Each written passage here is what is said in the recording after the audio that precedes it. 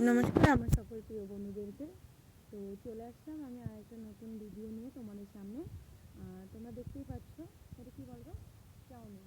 তো আজকে সন্ধ্যেবেলায় একটা চাউমিন করলাম। তো চাউমিনটা হচ্ছে আলু চাউমিন, চাউমিনটার নাম আলু চাউমিন। তো আমি আলু চাউমিন কীভাবে করলাম তাই সেটাই তোমাদের সঙ্গে একটু শেয়ার করতে চলে আসলাম। তো চলো দেখাচ্ছি কীভাবে। তো প্রথমে দেখো আমি চাউমিনটা এখানে সেদ্ধ করে রেখে দিয়েছি জল ঝরিয়ে, দেখতেই পাচ্ছ তোমরা বন্ধুরা।